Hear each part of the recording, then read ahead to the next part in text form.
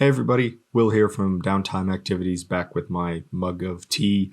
And every year in November, thousands of people across the world come together with the same goal: writing a novel in a month. This is NaNoWriMo, or National Novel Writing Month. And for people not used to writing that much every day, it's kind of a grueling experience.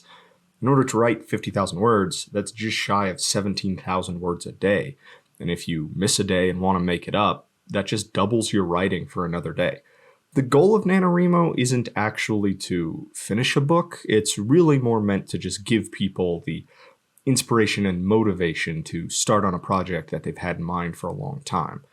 A lot of communities put together local or digital write-ins, swap daily inspiration, and keep each other accountable, and just build it into sort of these little writing communities, centered all across the world. So, whether you're writing for NaNoWriMo or just writing on your own, where do you begin? I wouldn't be surprised if a lot of people out there have an idea for a story but don't know where to start. Writing can be a daunting task if it's not something you do regularly. And I don't think most writing advice or creative writing courses really help it feel all that more approachable.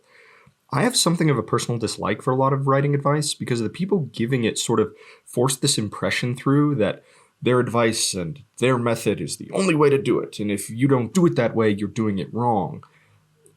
That's part of the reason I wanted to give some writing advice of my own. Not because I think I'm more qualified to give it, I really don't think that's true. I just want to take a different approach. If I go over any specifics at all, it will be things that I do personally. And I want to make an attempt to make it clear that what is going to work best for your writing is your method. Try a few things, see what works for you, and go with that. There is only one hard and fast rule when it comes to writing. Write. Whether it's poetry, nonfiction, literary fiction, or genre fiction, the thing that's going to make you a better writer is writing. As long as you're putting words on the page, you're doing it correctly. And anything can be edited or rewritten entirely later if it has to be. If you don't write, you don't make any progress at all. Anything else really is personal opinion. I don't think it's a bad idea to seek out writing advice and maybe try a couple of different methods to see what works. I just take issue with the idea that there is only one way to write or only one method to storytelling.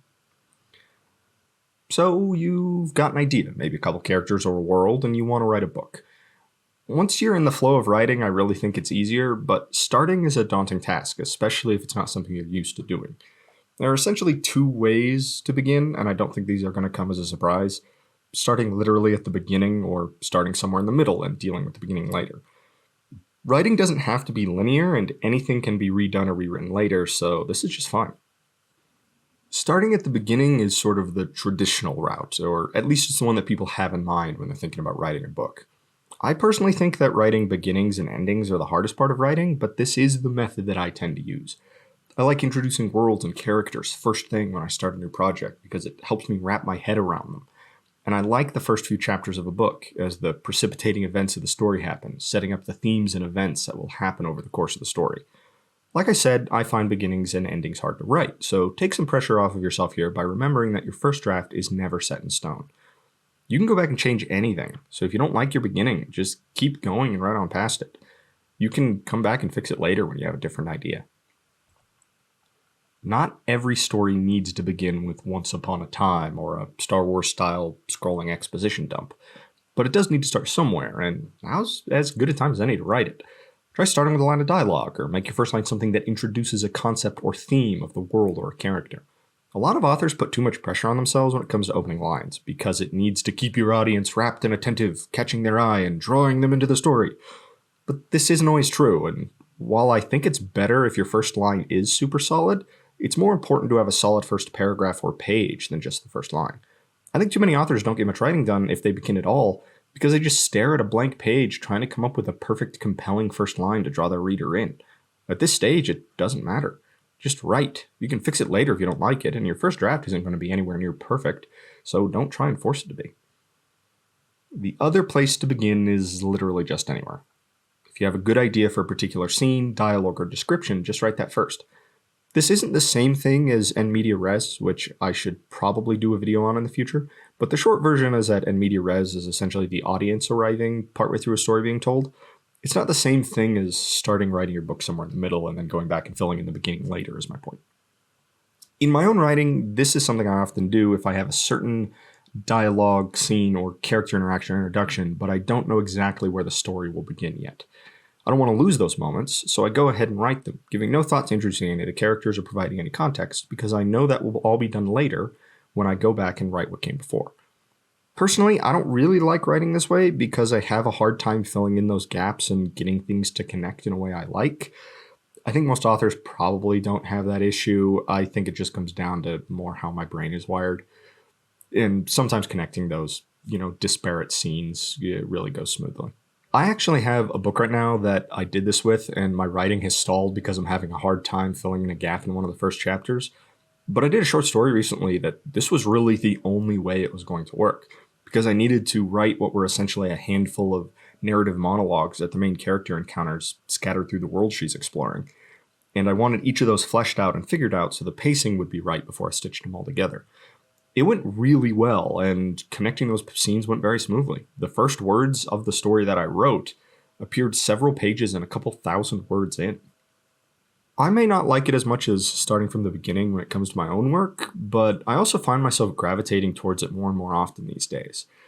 I sort of just unconsciously write this way fairly often now. I think because I've been burned too many times by forgetting good dialogues, descriptions, or scenes that I wrote in my head and then not getting to that part of the writing in time. I'm sure sometimes those scenes turned out just fine, and sometimes probably turned out better, but I feel like I'm always chasing a monologue that I wrote in my head and never quite getting it right on paper because I didn't just sit down and write when I was working on it mentally. Often, if I just open a new Word document or flip to a blank page and begin some story in the middle, I capture those moments as they happen. It also happened with this video literally the day before I actually sat down and wrote it as I was thinking over it in my head. That whole section you just heard sounded much better when I wrote it the first time. Didn't write it down immediately. The next day I came back to actually sit down and write it out, and it was just all gone. So, yeah. Either of these methods work equally well, and both are perfectly valid. If you do a lot of writing, you may end up using both at one point or another.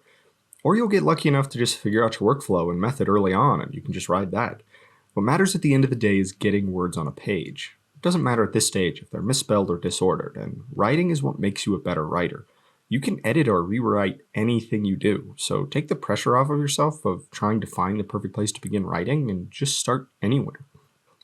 Well, I hope this helps give some of you the impetus you needed to begin on a project you've had in mind. If you do start in on something, let me know.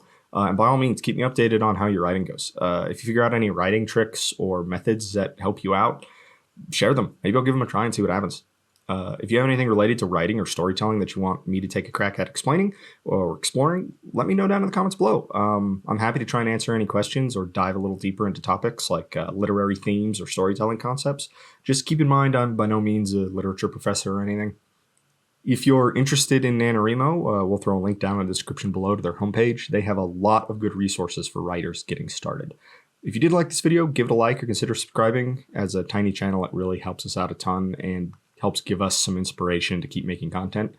Speaking of content, we have some MTG and tabletop RPG stuff up on the channel already, if that's your thing, and a lot more coming. There are a couple of really big projects in the works that we're all excited about, and just today I got the first draft of something that is super, super cool, and now I'm terrified that the campaign that I'm building around it won't be anywhere near as cool.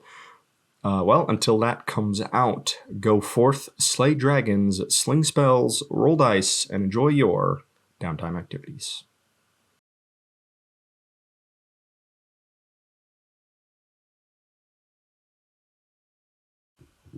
Well, I hope this helps give some of you the impetus you needed. I kind of shattered it. I hope this helps. I hope. No, I hope this helps. Gives. Dang it! I'm getting worse. I really think I'm getting worse.